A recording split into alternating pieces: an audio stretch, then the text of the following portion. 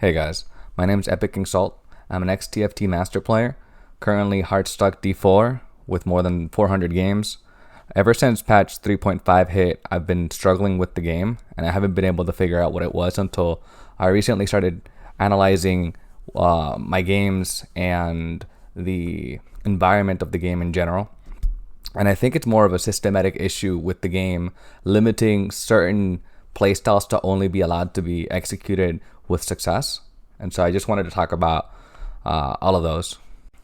So first off, I wanted to talk about the early game goal change. This was done a significant time back, right? But it seems like the developers didn't want everyone buying all of the units in the shop early. And this means that you had to have more of an early commit to the compositions that you were going to end up playing.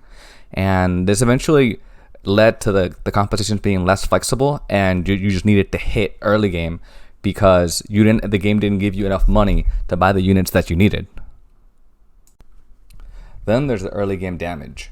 It was changed in order to punish hyper reroll compositions, in order for them not to hoard all of their money and try to roll in order to have a significantly stronger board. It was also supposed to limit late game compositions because they would also have to have a stronger board early game because of the damage. But what this actually ended up causing is you just need to high roll the units, because ruining your econ makes it so you never are able to stabilize appropriately. So whether you're playing an early game comp or a late game comp, you just need to hit, which is a significant problem because it just becomes an RNG fest. The final big change in regards to money is streaks. And so you get overall less gold whether you're lose streaking or win streaking. The idea was to try to punish lose streakers outside of the early game damage, because people were having just too much gold for what the developers felt was comfortable. But the problem is that they also punished win streaking to an extent. And gold is what allows you to have multiple options, and having options is where skill expression comes from outside of positioning. But positioning, after it gets figured out, there's not a lot of skill expression that you can have in that area. And having the gold is what allows you to flex without having to high roll, which is the biggest problem in the meta right now. So there's also the high roll quality, right? So the power disparity between units of the same cost has become more and more wide. The value between a Shaco and a Vayne is insane, because the Shaco synergies are Darkstar and Infiltrator. Infiltrator doesn't do much at four, right? And so you don't really need 4, so you only pick the best 2 Infiltrators, and Shaco is not one of them. Darkstar is not really a synergy that can be utilized on its own now because of the way that they changed it to make it more of a splash synergy. So Shaco is basically a waste of a card when you get it in the shop. And when you see a Vayne, that's a significantly powerful unit. Same thing with Bard. The idea of Bard is fun, but you're just trading health for EXP in a meta where you take a lot of damage and you don't care about EXP, you care about hitting. You need the units to play the game. So having Bard, unless you're able to double Nico him, is pretty much a waste of time. Karma is in the same boat where, yeah, it's potentially useful in like maybe one niche comp, and outside of that, it's a waste of a card. And so if you compare all of these to like Vayne, who's a significantly strong unit in Cybers, and one of the 2, maybe 3 carries of the comp, it's a no-brainer which one's significantly stronger. So if you high roll a Vayne, you're in a really good spot. But if you high roll a Shaco, it's like the worst thing in the world. You also have unimpactful synergies and brain-dead synergies. Like, you can smack all Cyber units or all Rebel units, and there you go. That's how you play the game. Like, I understand that the synergies were meant to be played for, like, the way I feel, for newer players who just kind of get the idea of how to play the game. Like, okay, these all have the same thing, just put them all together, right? But Darkstar was changed, like I said, to a splash synergy. Celestial is pretty much worthless on its own. Like, healing, when there's healing reduction, it's not going to do a lot when most of your units get one-shotted. Sniper is extremely expensive and very low impact. It's also one-dimensional, and it really requires insane itemization, and the positioning is like as linear and boring as anything can be. Okay, Sniper's in the corner on the back, as safe as possible, and then you have our front line. Like, it never changes, right? Strokes are not countered by magic resist, which is the most insane thing in the world, right? Like, the item is designed for one thing, and that's the one thing it doesn't do. Battlecast is boring and basically impossible to balance to a healthy state.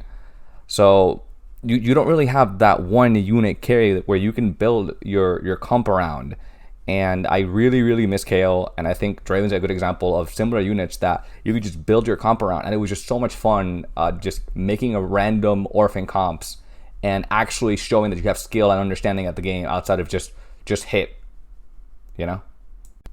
So the sellback value was changed, and I think it's a change that not very many people have addressed. I think the idea of not having punishments for making bad plays, again, limits the amount of skill expression, because whether a choice is right or wrong is dependent on how bad the decision is. And if you're only losing 1 gold for selling a 2-star 3 cost, then it's not really that bad, and you do prefer to just have the power. But how do you get that power? Well, you just have to hit. You can roll down, but that's going to be suboptimal at the end of the game. And so this change is, I find it to be bewildering, honestly. Everyone plays pretty much the same top end. If you don't hit Echo or Acel, maybe sometimes Janna. Other than that, everything else is worthless. Like, you get a Gangplank, you get a Lulu. You can think about using them, but overall, they're just not strong enough. And I understand that the idea was to make Echo and Acel more playable in different comps, and not just have them shoehorned in the one comp that was essentially made for newer players. But the buffs were done to an extent where literally everybody can just run them without any consequence. And it feels like more of a brain dead decision. And that's not fun, right? You want to be able to figure out, okay, this synergy is worth it because of this situation. Not, well, Acel strong. They made it so every single Acel projectile mana reaves, which I think a very much more balanced version of it would just be to have, once a unit gets mana reaved by 1 projectile, that's it. You can't get mana reaved anymore. Like, that just sounds so much more fair, right? Because when you have 1 unit left on the board, 1v2ing, and then that 1 unit gets like 17 projectiles to the face, then it's done. There's nothing you can do about that.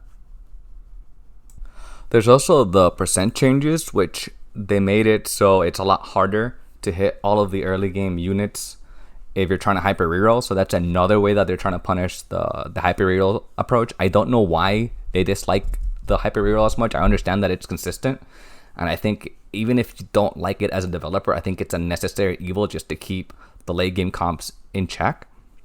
And I think they also reduced the level 7 percentage for 5 costs from 2% to 1%, which essentially just makes it into a luck fest, right? Oh, I hit the Echo at 7, you didn't hit the Echo at 7, but then you also didn't hit the Echo at 8.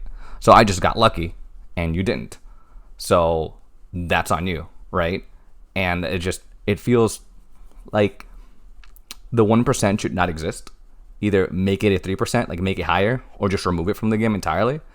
Because that is one of, yeah, it's great when you're the person that got the Echo, but that's not the norm. It's more often than somebody else in the lobby gets it than you do, and that is a very, one person getting lucky, making the entire rest of the lobby feel frustrated, I don't think it's a good trade-off. So I didn't really know how to name this one section, but I think Predators Without Prey is a good title.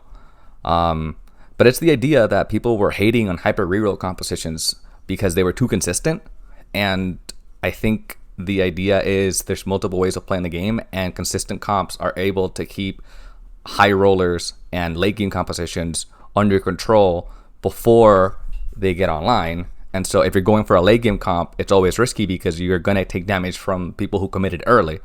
But the way that it works now is everybody just has to play late game compositions because early game has been gutted, and you can't econ because you take a lot of damage early game, right? Like I previously mentioned. So it's a matter of hitting without breaking econ, and the only way to do that is to high roll, and that's how the vast majority of the lobbies end up looking like. So basically, I feel like the meta has devolved into a rock paper scissors with extra steps. There are 3 main meta comps.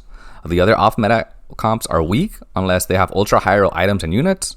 Riven versus Cybers versus Jinx. The power dynamic between these comps is based around the power spike relevant to the 4 and 5 costs. Like, Jinx can beat Cybers without Echo, like as long as Echo's not on the board, but then once Cybers has the Echo, then they beat the Jinx. So it leads to a 4 Cyber, Riven, Jinx per lobby hand-holding, which is honestly just insane and unfun. Because I personally speaking like to play uncontested comps, and to me, a healthy environment looks like If everybody's going long, then I go short. If everybody's going for late game, then I go for early game. But I'm going for early game, and I'm still getting a 5th, a 6th, a 7th, just because like the only hyper reroll comp that I feel like is viable, which is still Shredder to an extent, and you can have an argument about Battlecast, but I think it's very, very weak. It's just not strong enough. You get destroyed in the mid game, and let's not talk about the late game, because between the Victor lasers and all the infiltrators, there's really no spot to keep the Zaya alive safely. So it's rock paper scissors, and I don't think that's the idea of what people come to an auto chess to experience.